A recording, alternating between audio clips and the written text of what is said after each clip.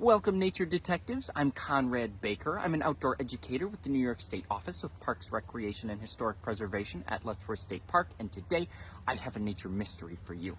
I'm joined today by a beautiful animal. It's not very big, but it is very important, and you might have seen them already this year. They're a wonderful sign of summer. I'll show you what they look like right here. Have you seen anything that looks like that before? It might be pretty easy to find one in your neighborhood, and we can use just one nature tool to figure out what it is. That's our eyes. The first nature clue that jumps right out at me about these guys is their colors. They have kind of unusual coloring for this kind of animal. They have black and white, and I see some kind of tannish brown close to the black, but mostly black and white. Oh, and the head on one end is very dark black. It looks almost like a really dark black stone. Really cool looking.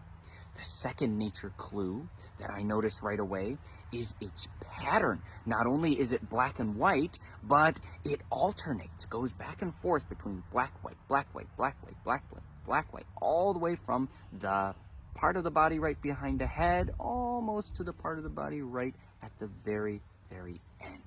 And those black spots are all arranged in a row in a nice straight line. And I also, looking closer, see some black hairs sticking off to the sides. Little groups of black hairs, you might call those tufts or tussocks of hair. They look kind of like clumps of grass, and they're sticking off in 4 places. This individual is missing some of the hairs on one of its bunches, but they stick off kind of at the corners of the animal.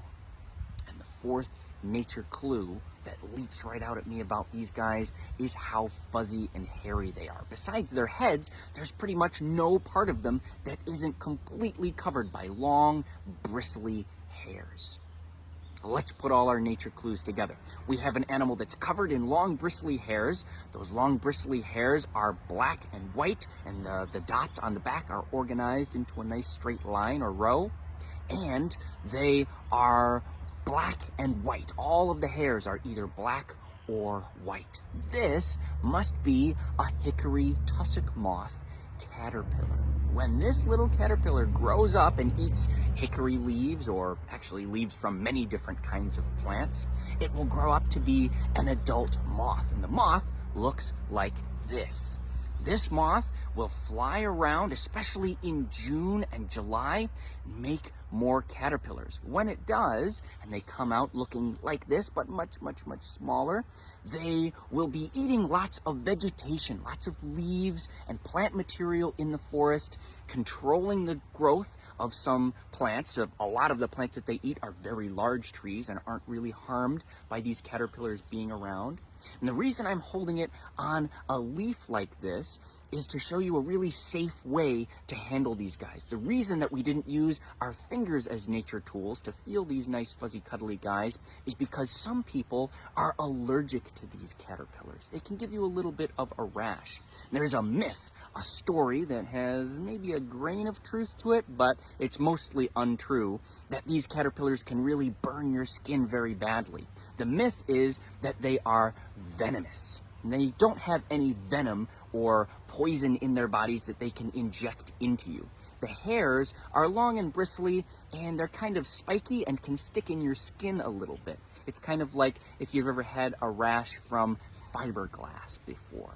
They're tiny little hairs that can kind of irritate your skin. And if you're allergic, you can get a little bit of a rash.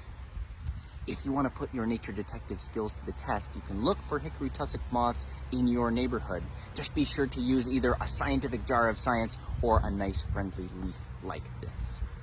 And thank you so much for joining me for today's nature mystery. If you have any questions about hickory tussock moths or other moths that are native to New York State, please pop a comment in the comment section below the video. Share this video with your friends to put their nature detective skills to the test. And as always, like Letchworth State Park's Facebook page to stay tuned for more nature mysteries.